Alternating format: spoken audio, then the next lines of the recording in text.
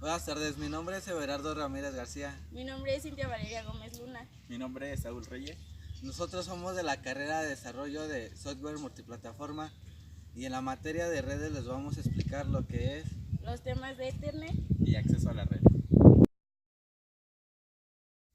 Acceso a la red. Para dar soporte a nuestras comunicaciones, el modelo OSI divide las funciones de una red de datos en capas. Tipos de conexiones, ya sea una conexión a una impresora local en el hogar o a un sitio web en otro país. Para que se pueda producir cualquier comunicación de red se debe establecer antes una conexión a una red local. Tarjetas de interfaz de red. Las tarjetas de interfaz de red NIC conectan un dispositivo a la red. Las NIC Ethernet se utilizan para las conexiones por cable, mientras que las NIC de red de área local inalámbrica VLAN se utilizan para la conexión inalámbricas. Los dispositivos para usuarios finales pueden incluir un tipo de NIC o ambos. Capa física. La capa física de OSI proporciona los medios de transporte de los bits que se conforman en una trama de la capa de enlace de datos a través de los medios de red. Esta capa acepta una trama completa desde la capa de enlace de datos y la codifica como una secuencia de señales que se transmiten en los medios locales. Un dispositivo final o un dispositivo intermediario recibe los bits codificados que componen una trama, el proceso por el que pasan los datos desde un nodo de origen hasta un nodo de destino. En el siguiente, las capas de transporte segmentan los datos de usuarios, las capas de red los coloca en un paquete y las capas de enlace de datos los encapsula en forma de una trama. Las capas físicas codifican las tramas y crean las señales eléctricas, ópticas o de ondas de radio que presentan los bits en cada trama. Luego estas señales se envían por los medios una a la vez. La capa física del nodo de destino recupera estas señales individuales de los medios las restaura a sus representaciones en bits y pasa los bits a la capa de enlace de los datos en forma de trama completa. Medios de la capa física. Existen tres formatos básicos de medios de la red. La capa física produce la representación y las agrupaciones de bits para cada tipo de medio de la siguiente manera. Cable de cobre. Las señales son patrones de pulsos eléctricos. Cable de fibra óptica. Las señales son patrones de luz. Conexión inalámbrica. Las señales son patrones de transmisión de microondas.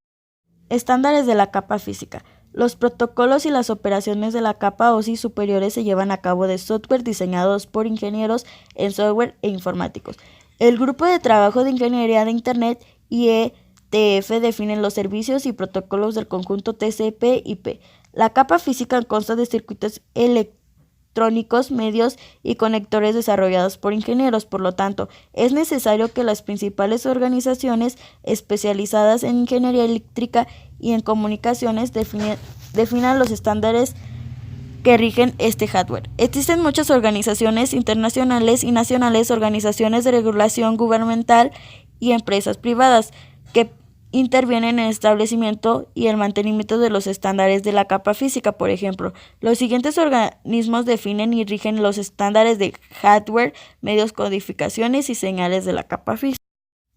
Ancho de banda. Los diferentes medios físicos admiten la transferencia de bits a distintas velocidades. Por lo general, la transferencia de datos se analiza en términos de ancho de banda y rendimiento. El ancho de banda es la capacidad de un medio para transportar datos. El ancho de banda digital mide la cantidad de datos que pueden fluir desde un lugar hacia otro en un periodo de tiempo determinado. El ancho de banda generalmente se mide en kilobits por segundo, megabits por segundo o gigabits por segundo. En ocasiones el ancho de banda se piensa como la velocidad a la que viajan los bits. Sin embargo, esto no es adecuado. Por ejemplo, en Ethernet de 10 megabits y de 100 megabits, los bits se envían a la velocidad de la electricidad. La diferencia es el número de bits que se transmiten por segundo. Una combinación de factores determinan el ancho de banda práctica de una red. Las propiedades de los medios físicos, las tecnologías seleccionadas para la señalización y la detección de señales de red, Las propiedades de los medios físicos, las tecnologías actuales y las leyes de la física desempeñan una función al momento de determinar el ancho de banda disponible. Tipos de medios físicos. Esta capa física produce la representación y agrupación de bits en voltajes, radiofrecuencia e impulsos de la luz. Muchas organizaciones que establecen estándares han contribuido con la definición de las propiedades mecánicas, eléctricas y físicas de los medios disponibles para diferentes comunicaciones de datos. Estas especificaciones garantizan que los cables y los conectores funcionen según lo previsto mediante diferentes implementaciones de la capa de enlace de datos. Por ejemplo, los estándares para los medios de cobre definen según lo siguiente: tipo de cableado de cobre utilizado, ancho de banda de la comunicación, tipo de conectores utilizados, diagrama de pines y código de colores de las conexiones a los medios. Características del cableado de cobre. Las redes utilizan medios de cobre porque son económicos y fáciles de instalar y tienen baja resistencia a la corriente eléctrica. Sin embargo, los medios de cobre se ven limitados por la distancia y la interferencia de señales. Los datos se transmiten en cables de cobre como impulsos eléctricos. Un detector de la interfaz de red de un dispositivo de destino debe recibir una señal que pueda codificarse exitosamente para que coincida con la señal enviada. No obstante, cuanto más lejos viaja una señal, más se deteriora. Esto se denomina atenuación de señal. Por este motivo, todos los medios de cobre deben conseguir limitaciones de distancia eléctricas según lo especificado, los estándares que lo rigen. Los valores de temporización y voltaje de los pulsos eléctricos también son vulnerables a la interferencia de dos fuentes: interferencia electromagnética EMI o interferencia de radiofrecuencia RFI. Las señales de EMI y RFI pueden distorsionar y dañar las señales de datos que transportan los medios de cobre. Las posibles fuentes de EMI y RFI incluyen las ondas de radio y dispositivos electromagnéticos, como las luces fluorescentes o los motores eléctricos. Crosstalk. Se trata de una perturbación causada por los campos eléctricos o magnéticos de una señal de un hilo a la señal de un hilo adyacente. En los circuitos telefónicos, el crosstalk puede provocar que se escuchen parte de otras conversaciones de voz de circuitos adyacentes, en especial cuando una corriente eléctrica fluye por un hilo creado en una pequeña campo de magnitud circular alrededor del dicho hilo, que puede captar un hilo adyacente.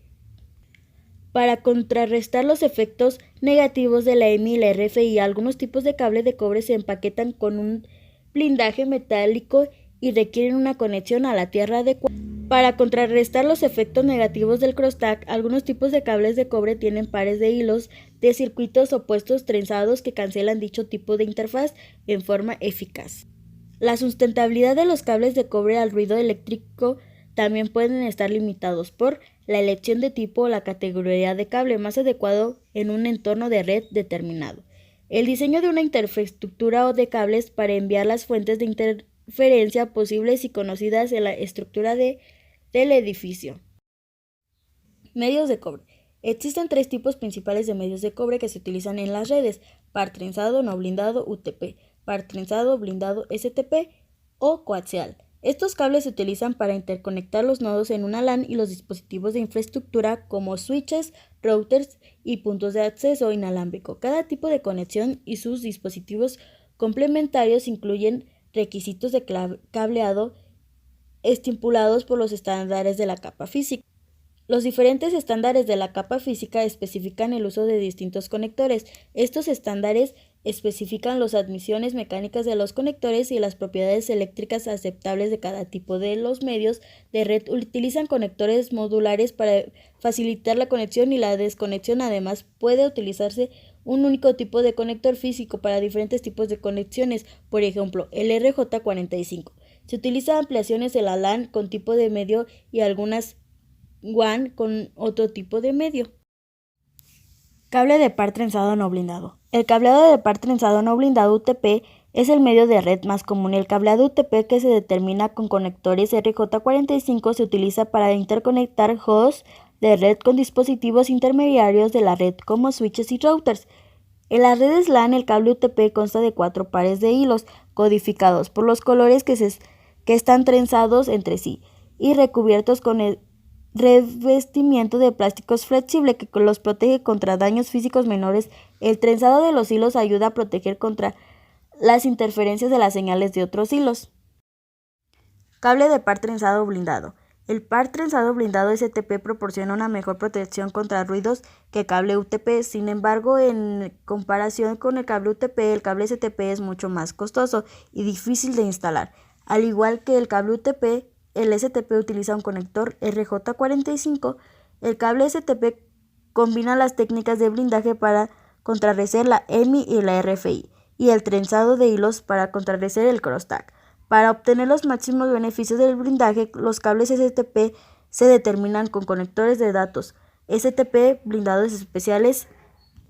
Si el cable no se conecta a la tierra correctamente, el blindaje puede actuar como antena y captar señales no deseadas. El cable STP utiliza 4 pares de hilos. Cada uno de estos pares está empaquetado primero con blindajes de hoja metálica y luego el conjunto de paquetes con una malla tejida o una hoja metálica.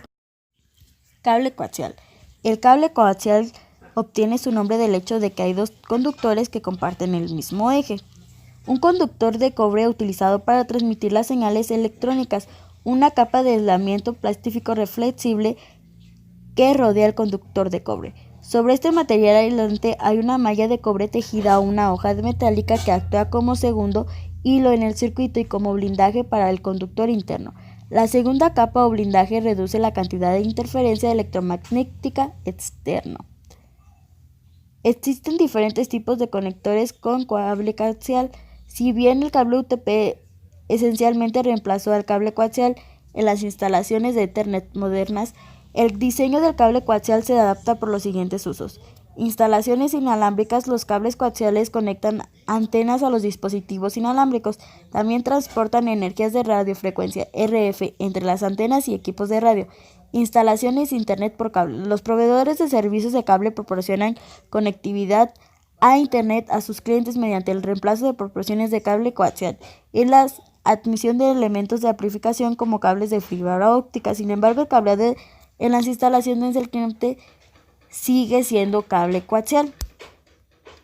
Seguridad de los medios de cobre. Los peligros eléctricos son un problema potencial dado que los hilos de cobre podrían conducir la electricidad en forma no deseada. Esto puede exponer al personal y el equipo a una variedad de peligros eléctricos. Por ejemplo, un dispositivo de red defectuoso podría conducir corriente al chasis de otros dispositivos de red. Además, el cableado de red podría representar niveles de voltaje no deseados cuando se utiliza para conectar dispositivos que incluyen fuentes de energía con diferentes potenciales de conexión de tierra. Propiedades del cable UTP. Los cables UTP no utilizan blindaje para contrarrestar los efectos del EMI y la RFI. En cambio, los diseñadores del cable descubrieron que pueden limitar el efecto negativo del crosstalk por medio de los métodos siguientes. Estándares de cableado UTP. El cableado UTP cumple con estándares establecidos en conjuntos por la TIA EIA. En particular, la TIA EIA 568 estipula los estándares comerciales de cableado para las instalaciones LAN y en el estándar de mayor uso en un entorno de cableado LAN. Algunos de los elementos definidos son tipos de cable, longitud del cable, conectores, terminación del cable, métodos para realizar pruebas de cable. Conectores UTP. Los cables UTP generalmente se terminan con un conector RJ45. Este conector se utiliza para una variedad de especificaciones de capa física, una de las cuales es Ethernet. El estándar TIA EIA 568 describe las asignaciones de los códigos por colores por los hilos a la asignación de los pines. Diagrama de pines de los cables Ethernet. Tipos de cable UTP. Cable directo de Internet. El tipo más común de cable de red por lo general se utiliza para interconectar un host con un switch y un switch con un router. Cable cruzado a Ethernet. Cable utilizado para interconectar dispositivos similares, por ejemplo, para conectar un switch, un host a un host o un router a otro router. Cable de consola. Cable exclusivo de Cisco utilizado para conectar una estación de trabajo a un puerto de consola de un router o de un switch. Propiedades de cableado de fibra óptica. Transmite de datos a través de distancias más extensas y anchos de banda mayores que cualquier otro medio de red.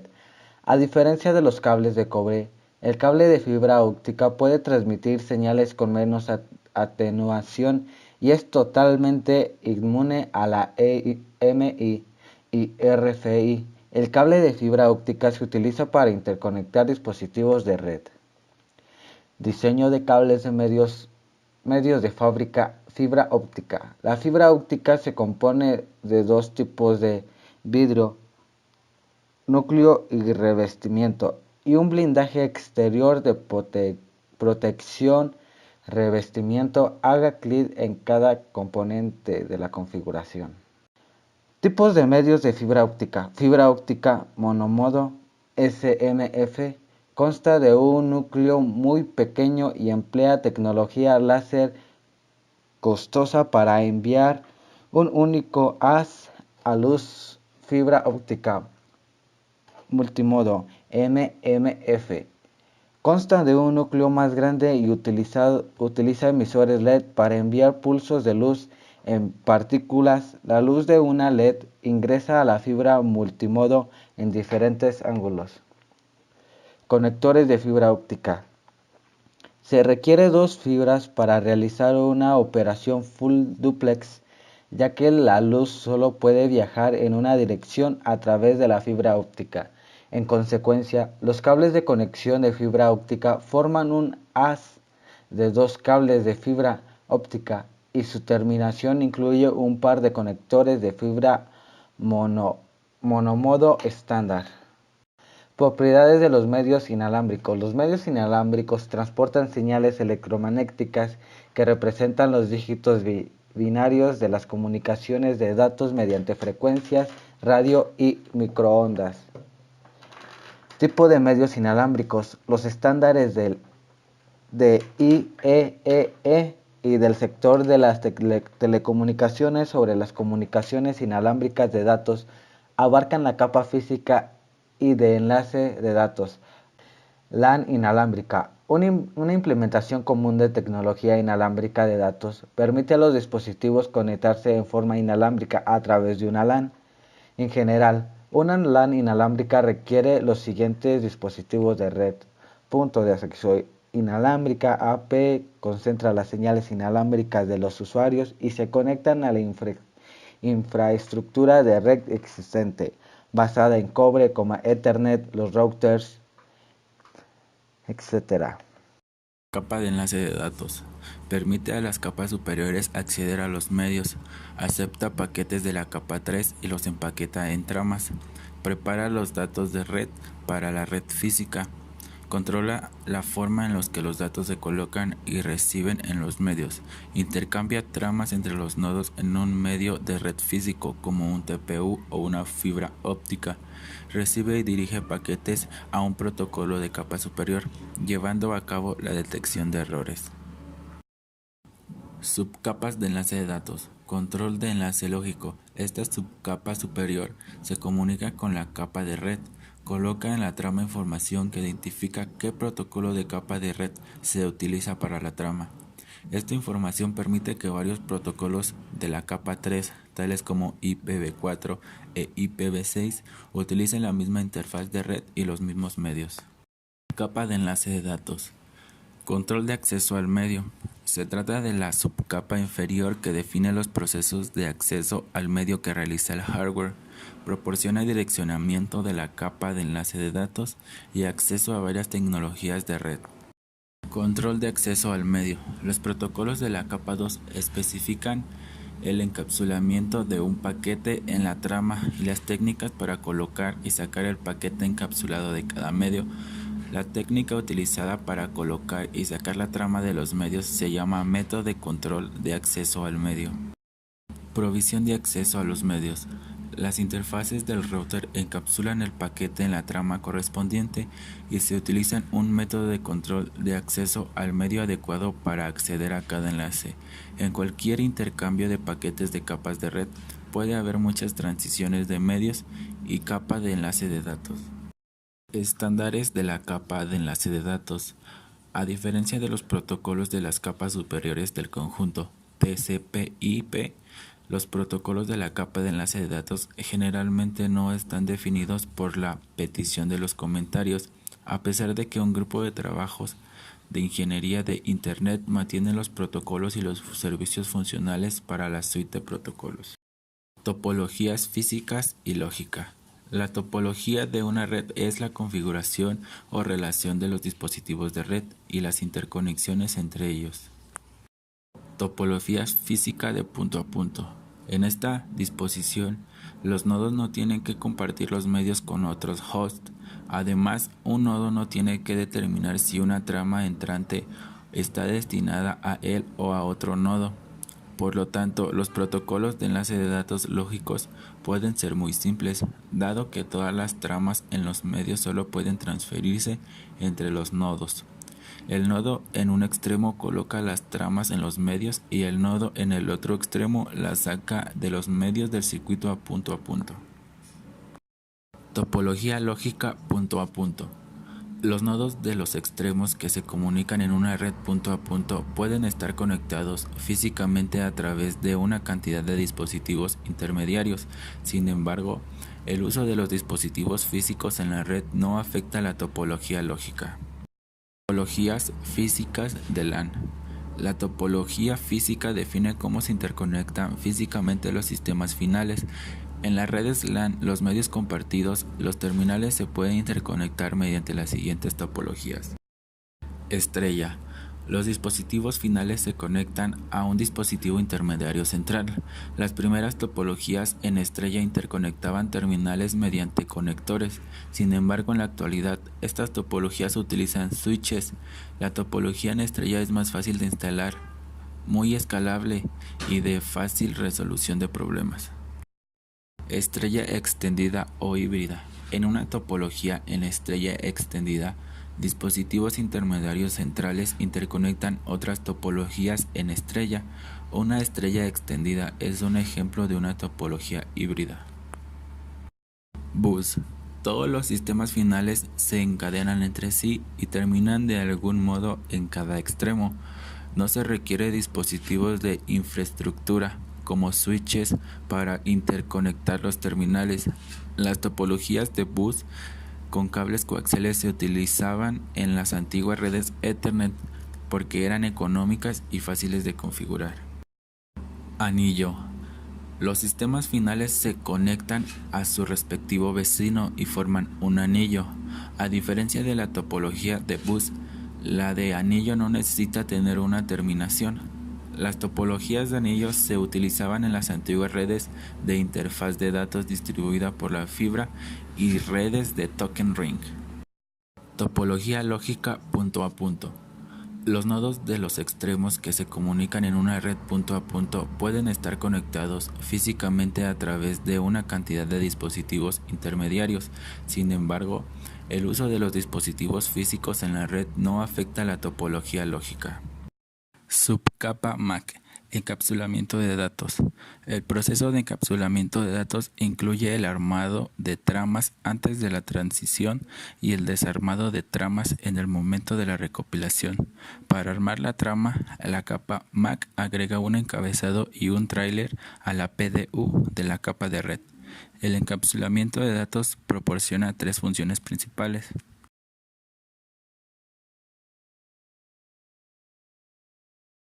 Evolución de Ethernet. Desde la creación de Ethernet en 1973, los estándares evolucionaron para especificar versiones más rápidas y flexibles de la tecnología. Esta capacidad de Ethernet de mejorar con el tiempo es una de las principales razones por las que su uso es tan difundido. Las primeras versiones de Ethernet eran relativamente lentas con una velocidad de 10 megabytes, mientras que la más reciente fue a 10 gigabytes, incluso más rápida. Desplácese por la cronología de la figura 1 para ver las diferentes versiones de Ethernet. Y se me bloqueó. Tipos de trama de Ethernet. El tamaño mínimo de trama de Ethernet es de 64 bytes y el máximo es de 1518 bytes. Esto incluye todos los bytes del campo de la dirección MAC de destino. Este campo secuencia de verificación de trama, inclusive el campo preámbulo, no se incluye al describir el tamaño de una trama. Dirección MAC y hexadecimal. Una dirección MAC de Ethernet es un valor binario de 48 bits, expresado como 12 dígitos hexadecimales. Así como el sistema decimal es un sistema numérico de base 10, el sistema hexadecimal es un sistema de base 16. El sistema numérico de base 16 utiliza los números del 0 al 9 y las letras del A a la F. En la figura 1 se muestran los valores hexadecimales equivalentes para los números binarios del 0000 al 1111. Dirección MAC, identidad de Ethernet.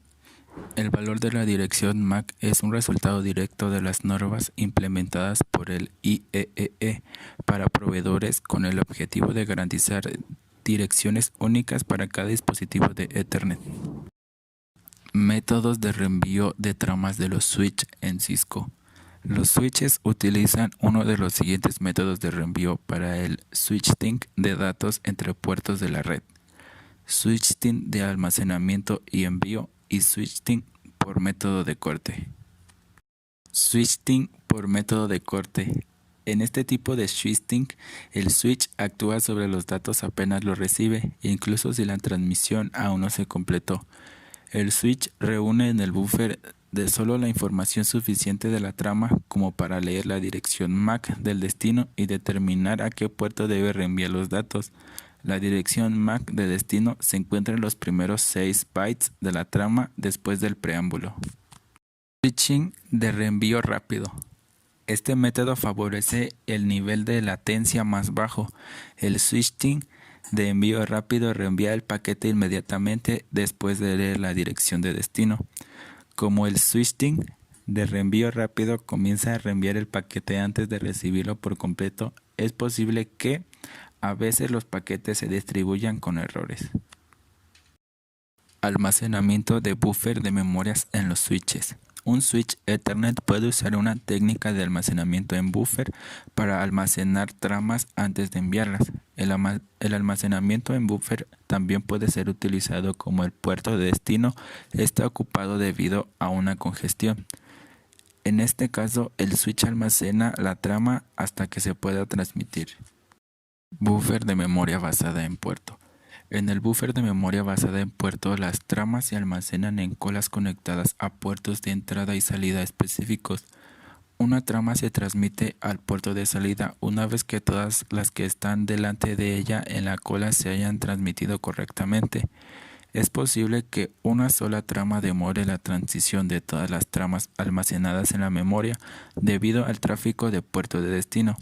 Esta demora se produce aunque las dos tramas se puedan transmitir a puertos de distintos abiertos. Buffer de memoria compartida. El buffer de memoria compartida deposita todas las tramas en un buffer de memoria común que comparte todos los puertos del switch. La cantidad de memoria de buffer que requiere un puerto se asigna de forma dinámica. Las tramas que están en buffer se alzan de forma dinámica al puerto del destino. Esto permite que se pueda recibir el paquete de puerto y que se pueda transmitir por otro, sin necesidad de correrlo en otra cola. Procesamiento de tramas. A menudo la dirección MAC se conoce como dirección física, porque históricamente esta dirección se graba de manera física en la memoria de la lectura de la NIC, es decir, que la dirección está codificada en el chip de la ROM de manera permanente. Representaciones de la dirección MAC. En un host de Windows se puede utilizar el comando ipconfig config/alt para identificar la dirección MAC de un adaptador Ethernet. Dirección MAC de unidifusión. En Ethernet se utilizan diferentes direcciones MAC para las comunicaciones de unidifusión, difusión y multidifusión de capa 2. Una dirección MAC de unidifusión es la dirección única utilizada cuando se envía un trama desde un único dispositivo transmisor hacia un único dispositivo receptor. Nociones básicas de switches. Un switch Ethernet de la capa 2 utiliza direcciones MAC para tomar decisiones de reenvío.